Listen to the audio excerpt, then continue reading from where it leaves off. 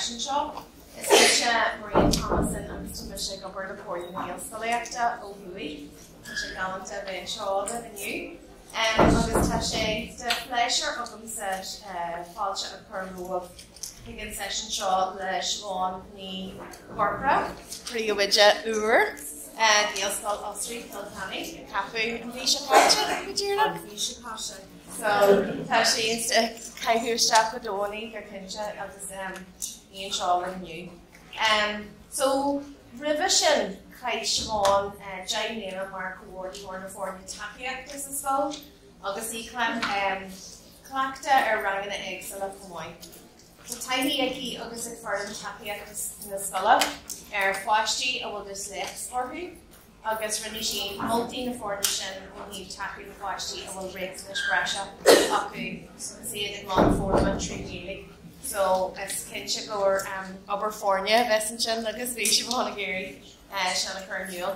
Gurb maith gut agus gurb maith goibse as taplan seo. Seo an chéad uair dom Cártaí mar seo a thuairt. Ní olaf mé, ní doctor mé, is an ábhúntóir mé in an náscoil, in Ghaelscoil, agus is bhúntóir mé atá ag obair sa takeíocht fáilimh le fada. Agus na Ghaelaideachas feadh má héal bhúntóireachta dáríre. Mar sin tá isagam go bhfuil sanolas le a gcuimhse fad comá leis an méid atá ag an scoil Ghaine agus I dro is tócha sa tarna le bhrálam gur mbeadh sibh in grúpaí beaga is go mbeadh deisig daoine na rudaí úntacha fad atá ar siúl in Ghaelscoileanna eile a roinnt leis a daoine atá an seo inmh. Nuair a bhíos ag tuairt féin obair seo a bhuiachas de Maraigh an rí, bhíos ar scoil Leith agus chuir ábharín brú orm, seasamh an seo agus tá sé glán I gcuineamh mBunranganna agus an rudtá gceist an son ná dá ard-mhinicíochta is mó a hiigim a líad atá ar ólas ag fóstán ag seasamh an seo. Cumad is cód just the rudaí a bhí déanta gom thar na blianta agus bhí sé sa bhfuil fiach an teartha agus méid tuairt féin obair seo. Teaching and learning for pupils with special needs. Supporting children with dyslexia in the mainstream classroom. Understanding dyslexia. Reading interventions, a resource pack. Common dyslexic behaviours traits. Towards understanding dyslexia. Agus lista tá stálacha agus tá lán eile ann. Agus an rud a rilum is I méarla a bhí gach ille rud go dtí seo, agus ná úntaach an rud ag bhfuil míid ag seasamh an seo, cógáil ar siúl, taide ar siúl, agus ólas agus bar fiabhs á Christian an támar fad le déanaí. An leabhar seo, Bíobla na fáilime, tá sé ar fáil, ar líne, saor an eisce, chur chuige Cothromaithe I le na Litearthachta I mBunranganna na Bunscoile. Now, tá gom bhfuil anna bheascáin an seo tá daoine le I bhfad níos mó ólas ná mise feicim iad sa seomra, tá daoine atá beidir tosnathe ar a neistir mar bhúntóirí agus muna bhfuil an leabhar seo feicithe a gcuimh tá beag ná gach rud a bheadh testáilteas an seo sa leabhar ó thaobh cúlra a thuairt conas an takeíocht is fearr a thuairt dus na páistí a bhí an os na cór. So maidir leis an scoil a Ghaine agus tá ar bóthaíocht san ar féin a gcuin ar fad, ar ná bhfuil seo an scoil I bhfuil sé ag múna inis.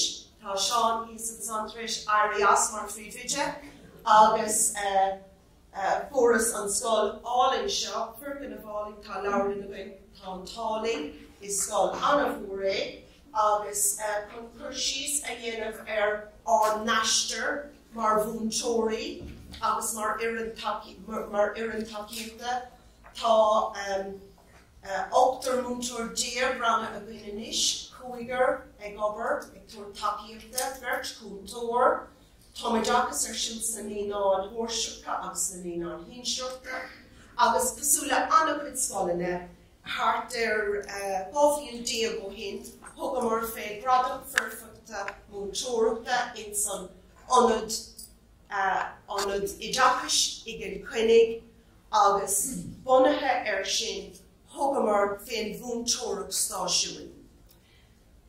Iran sin doing mar tá fuaim bhór takeíochta a gin táis gom náhfuil sin in an Bunscoile. Ach dáíre John rud gref rud a bháin a bhí réamhlóideach doing ó hebh dul chun cín de bé sin an rud é. Cumar chun fiorcant scoile le deis I Lochgarman áis na raibh reading recovery siún, chuna cumar na Stáisiúin, chuna cumar cadbhí siún, agus déanamh an inistíocht fad ins na leabhar beaga sin an si, agus na leabhar beaga Cleití, agus arís ní in Ghaelscoil ní bheag an targad an sin, ní bheag an targad an sin dhéanamh in gachás. Agus an cúis go raibh sin réamhlóideach dúin agus féidir go seo go léireolalas go bhana féin ach nuair a chuireann tú ceathair bhúntóir isteach gobar le grúpa le ranggrúpa a bháin. Gá uair sa teachtain.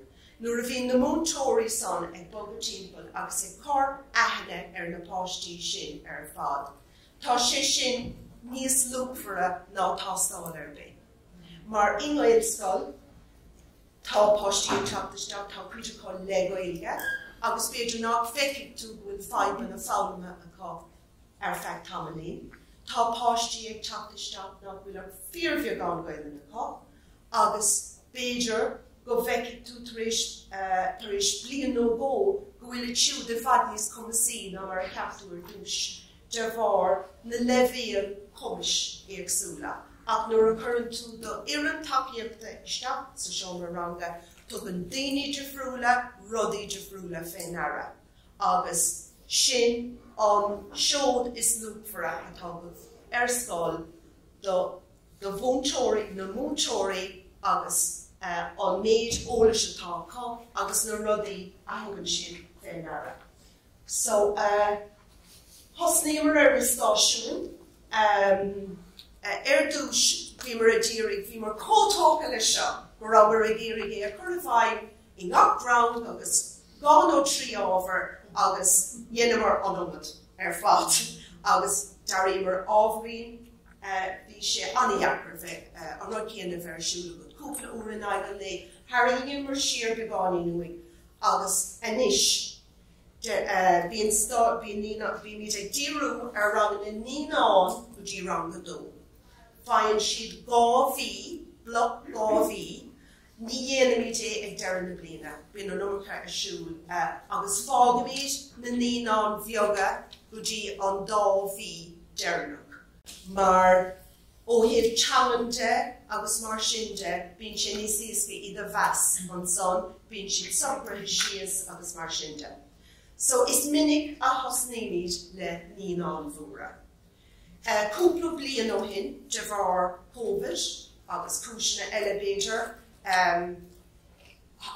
dhéanas tástáil túsa bliana ar níán bheoga go raibh roinnt anna scoil Cailte acu, agus bhí níos mó ná leath an ranga go raibh ceithre litir nó ceithre uaim nó níos lú ólas acu.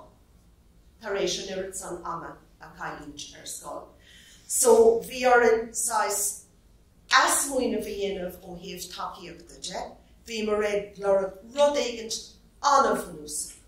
Agus tá caint fés a rudaí is fúnúsaí fad. Agus an chuige tá áisina úntacha an san agus tá deach buin an tá ar fad ach tá costasach tá taide déanta agus is málinn ara a thuairt dóibh. Cílíonn sé sin gur féidir le iad úsáid go chana éifeachtach ar fad scoil ach go bhíonn leis go orann iad chur bhalla mar ní minic agus ní gcónaí go bhéad fá rud cóúpar sin a chur bhalla mar nach mbeadh sé tagatha ar neis níiad fad an sa tents. So dhéanas amach rudaí beaga siaclaí. Now, Tom se kind face na daily leis na riachtainna si is mó, So chun bheith practicúil agus bunúsach fé. Tá is gom, ó híomh, na fuaime, na botaí fada, dágus í siúdúidí an deire. So bhí sé díriú rud éigint go raibh go bhféadfadh gach páiste sais teachtar agus go bhféadfadh dístí go thógant bhaile, agus dá rud ag ráidir caiilte ag go bhaile bu cuma, ní ráidir postasa, déann sete le thuirtó. Más rud ag ráidir caiilte ag go bhaile, an bríomhíle sin ná ráidir gur thógadar a bach ag go bhaile iad. So dúis bhís ag díriú bhí si seo le gara amach, picture ar chéimh bháin, litir ar an dé bheile, mar hampla bhíoh lacha a gomann sin, ach de bhar nach raibh gaeilge ag an lán acu. D'aistrigh mé ag go dtí líoracháin, mar beag sé lalaí as, bheag seans níos fearr go bhfuil ódíist an litir nuair a bhí na fuaime mar an gcéine. Now, mar a deireadh níl éon sanolas úntach ag buint leis na rudaí seo, ach bhí asal a gomar feadh tamlín a ríist bhí díiste grá Daltaí, bhí seans níos fearr go bhfuil ódíist airgid, ó thaobh na consan Caith agus na cín leathan, cahas isteach cúpla pictiúr sa bhreis. Now, an buntáiste le seo ná, Iver héin garamach iad chur is fuaimanta, chur is téadartha, chugus stetas na páistí, chugus treoirleabhar dul leis na móraí. Oscail amach iad scapiad cúpla seisgam sa seomra takeíochta, dúis úsáideann na cín leis na pictiúr, ligim dóibh féacha deartha, muna mé sin na rólas acu, mar tugann sé sin sfraga dóibh agus misneach dóibh agus tugann sé buíon dóibh, náhfuil na daoine náhfuil gachar ar rólas acu. On Sunday, we the clovula size gone either ve cooler cool, Cahamamaker and Urari, Binari the Fatchal, Rud Anavio, Anahin plea, Better Gowilship, Roinn plea, the locked fairpina on shop of Istolen Gur Ibrig Shishin, Domsella Anakupashti. Lesion group of more shin, now rev the literature a com, Sarivad. Ní raibh a cahar agam. Mar tháinig sé cútha aspa ama ar scáil agus uairthaí go minic ní bhíní segnatas na móraí cad bhí le déanamh. Ach ag teachtar neis go dtí na stáisiúin, ó thaobh na stáisiúin de tá an pleanáil na stáisiúin anthachtaach. Mar héan túisteach Caith an obair a bheith ag freagart do riomh sí na báistí féin agus bíon gach round a bhrúil. So sin sampla des na rudaí a dhéanam iad, an Gaeilge ó bhéal thar a bheith tábhachtach. Grúpa a héan, sin an grúpa is lige, agus tá an cacht ar fad is dó go díreithe ortha siúd, sa bhéidir go bhain siad siúd an Gaeilge ó bhéal ar tá tógáil bunathe ar grúpa a héan. Gaeilge ó bhéal ar dúis, an sin na litreacha magnéadacha gur féad ó féin a thógant amach agus imimilt a Harrington nuas agus bíon Igipt agus mar sin de ann, an son na focail ag grúpa a héan, an son pís a beag scríbhneoirta agus gach rud ag teacht le chéile ag an deire dóibh leis an léithmhórt. Agus meascán an a bhuair. A rís bhíoh na mBuntóirí ag boga in san rud seo, ach tar éis tamlín capar breis sin is feardas na páistíomha ag boga. Mar bíon is brailú an boga, agus tar éis gála bíon is go dír cáil sin ag don céadú réile.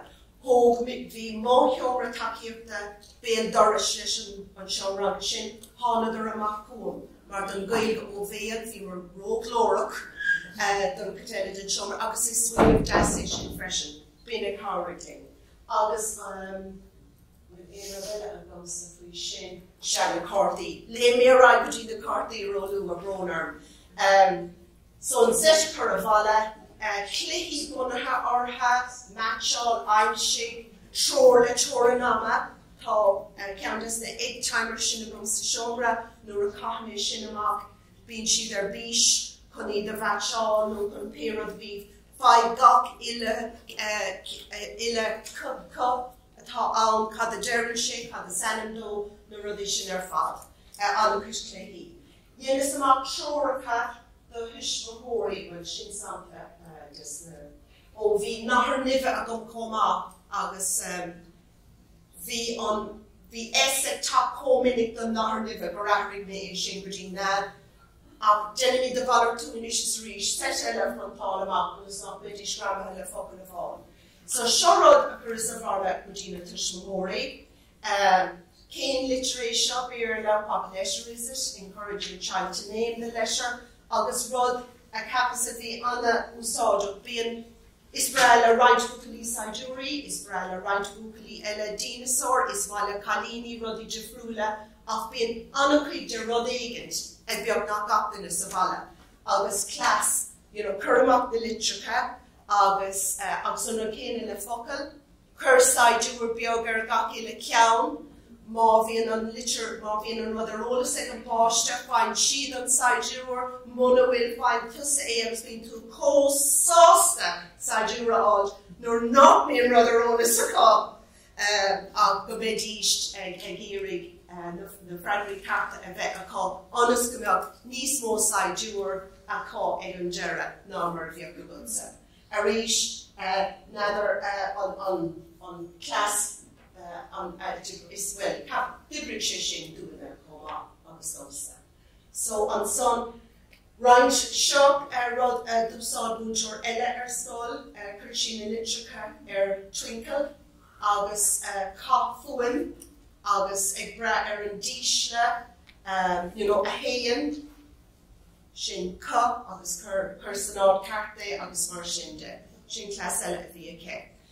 An son nuair a bhí na Daltaí fada an son. Is bralam na Cártaí beaga an son nuair a bhí na Litearthachta ar ólas cá bogan tú ar agatí na focail mar a saoildaí.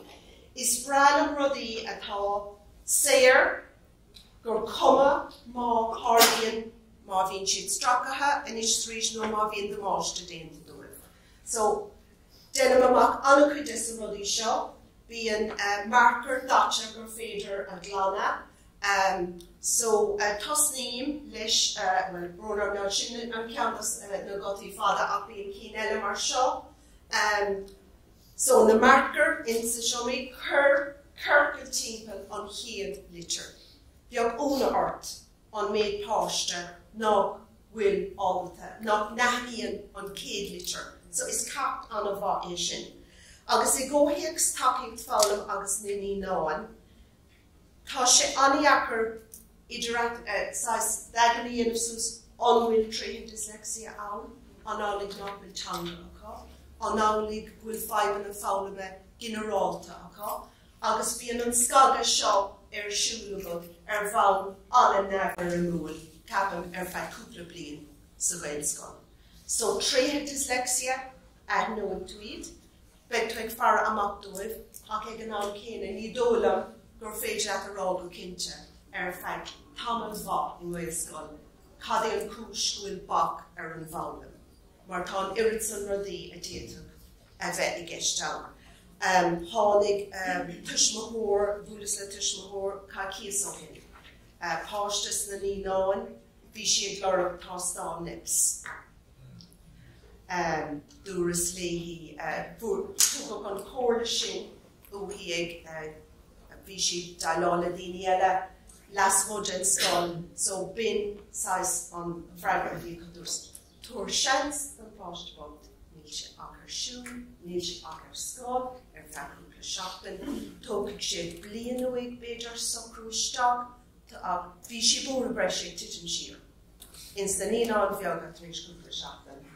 So ní thugamíid fiú fé dyslexia, thugamíid takeíocht an tamar fad, ná bí búrtha fé sin, ná smuoinnig ar sin, go ceann I bhad, beidir nach meid sean in éair, as mar tharlaíonn ní léana I beige ó hé fálaime de Ceapadh Siobhán nach an faibar bit ige sin snéad eile.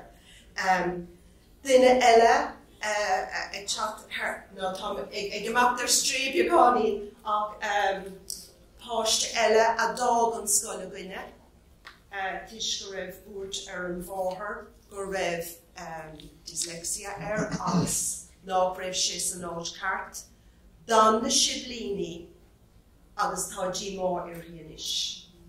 Mar nuair a bhog sé, hic sesin go raibh Gaeilge na geisiúd ná raibh ag na daoine eile, agus is tócha an cúisgur bhog sí agus go chinine anna bhór cluine bhog sí agsúil go dtiocach fios níos mó Now, níor lá sí, ní don gur lá sí le go leor daoine fé, ach anis tuigeann sí, ná bhfuil an léint anna bhór sin siúlaige ó híomh ábhar eileide, agus bhfuil an Ghaeilge á chailínte comá.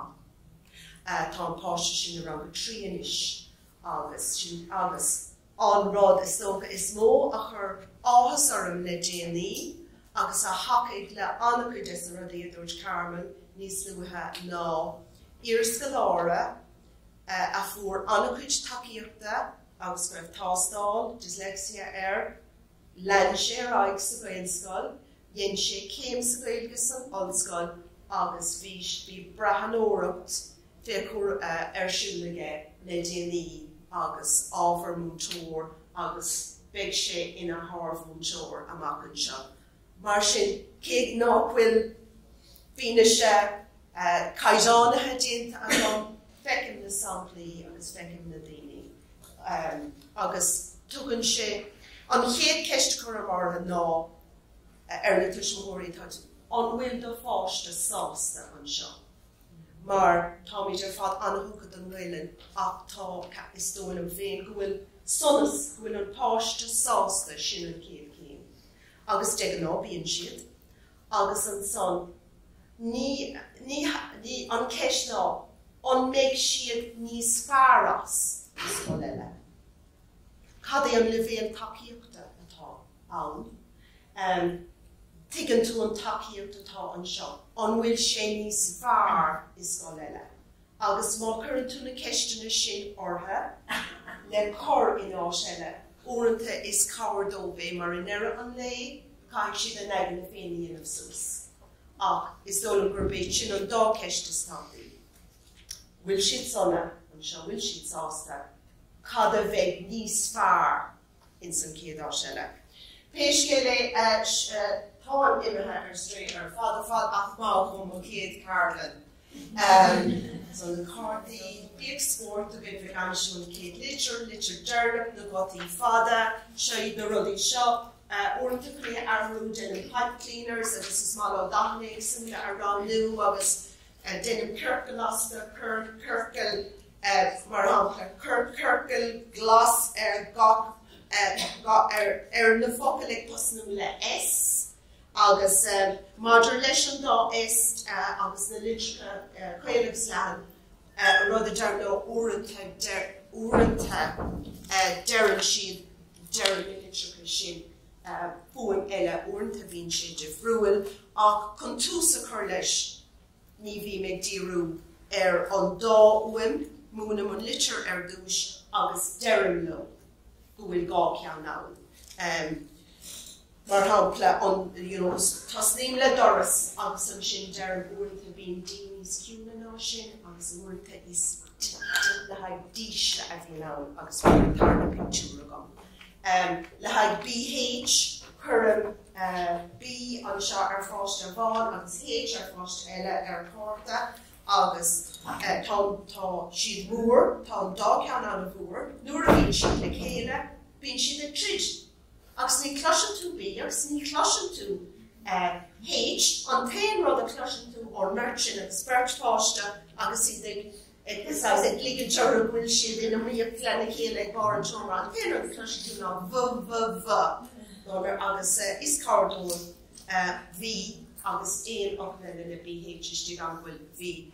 Tugann sé, is tugann sé, castómh chun Creanamh. Siúlaí, bhfuil bhas córamh siúlaí, bhíon go focail a bháin amachas, is dócha ó thaobh páistí le riachtaní sí fáilme agus dyslexia, an tarrá agus mar sin de tá sé sin an sprí agus an tarrá is dul mar bhí siúd an dárod is Tátaí agus Comhdháil sin ní féidir leat a bheith gháil do rud a bháin an bhliain ar fad.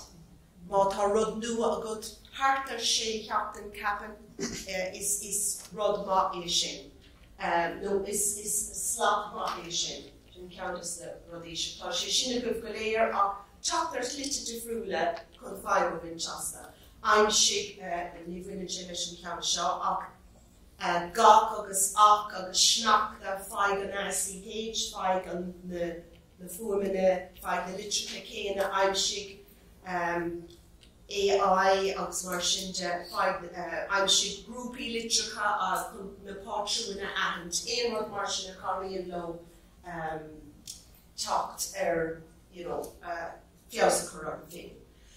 An son, nuair a bhagan tú a raig, nuair atá na Litearthacha ar rud sa tháinig a rís tháinig mé ar annachcuid rudaí maithe as béarla a ceapas nácraibh na rudaí sin. So cahas annachcuid ama ag féacaint ar na focail ard-mhinicíochta agus churas é seo na céile tá cín difriúla a gom tá ceann de grúpa héan mar háanta ná beag an ceithre lista ann tá ceann den grúpa a chuig go mbeadh chuig lista déagán agus an rud atá gceist leis ná lista a héan álamíonn siad na focail chur an tic ortha agus ar an léomheile tá Líonta le Srí Nóir dhéanamhar agus má churann si bhí foscún tá brasástaí seo chur chuibh má bhfuil sibh tarfa asta an hásta go bhfuil páistí ag fálam. So chur mé lista agus frásaí bunaithe ortha. So leanann sé raig an bunaithe ar na focail ard-mhinicíochta agus mar hápla fé lista a seacht beag annachcuid abertí ann agus annachcuid focail agus ní bhogam a raig go dtí go mííon tugann sé deis dóibh fálam ar an dús féin tá a leabhar féin atá so mar hápla They're Osraí doing, they'd for dinosaur, talk about a dinosaur, talk about a monkey, talk about an giraffe, pair a day. So sin áis eile a úsáid míid sa scoil a gcuine. Se sin just tróir go beag am riálar sin tá sé persanta bhíon anim an fáiste ó tabróna, leabhar an fáiste. Sin rud eile a dhéanam agus a dhéanas agus theann sé go mór leis an páistí go háirithe le linn Covid. Dhéanas amach ceann ar le do grúpaí takeíochta fáilime ar dus na páistí ar le an sampla a bhfuil seo agus churas a bhaile é so sin síle sa sneachta. Leabhar beag an fáiste. Bunaithe ar na focail a bhí ar siúlaring. Bhí orm leithnig a gcearra amach agus é scríomhar dúis agus go mbeadh sé san ard ceart. So sin leithnam a héan agus sin an leithnam dearnach. Agus nuair dhéana sé seo a fóisiil Comhdháil cúlar tháinig sé amach a gceart ar an leabhar beag. So síle sa sneachta seo sin leithna go dó ar clé, seo í síle, seo é éideann, bhí síle agus éideann sa bhaile, ní raibh síle ar scoil, leithna go trí, beag sé ar an léomheile, hostig beag ar an féiceann ar a gartain is agus é clómhúla, hostig síle siúla, bhí síle sa leaba, rí héiscéine, beagann si catá gceist, ach tháinig sé sin amach mar leabhar nuair a dhéana sé clómhúla agus féidir in ord. Ghuinneidir an irid son tanmh as an leabhar beag persanta son. An áis na bhfuil na spásna bhí ar na pictiúr a dhéanamh iad féin agus roinntachá tá na leabhar fós dearann na tuismóirí lomé. So ní féidir leat well tháinig sé so fast cúthair de bhargur churas é le linn Covid ach bhí sé sin an a lúp for dóibh agus bhuileidir an tarfa ar fadas. Mar sin, mar a dúras ag an tús, táis agam bhfuil annachcuid sanolas ar fád an seo, agus bhfuil annachcuid Nodanna beagar practicúla a bhuiimh se freisin, agus barbrálum deis a thuairt na gachtain atá seo rudaí a cloisint atá ar siúil in áisina eile. Is dócha ó thaobh na ranganna go mín si bheith pléile ó dhéana annachcuid bunathe na bhfuilranganna níos mó ná na ard-mhinicíochta, agus tá rudaí úntacha ó thaobh treoirleabhar de dus i rúnachtas na ard-mhinicíochta feicthe a gcuin inú. Go bhfuil go bheith deise daoine drasbíoch caint a bheith acu, Beidir dámbeocht na mBunranganna leis na nínáin an son, Beidir na mBunranganna an sin agus na ard-mhinicíochta an seo, is dámbeocht fiú genóma a gcuibh chunaí a phlé, ambeocht sibh sásta cúpla rud eile tá gcuibh se a roinnt le daoine eile. Mbeocht sé sin carpelóir. So más féidir boga nínáin mBunranganna agus ard-mhinicíochta.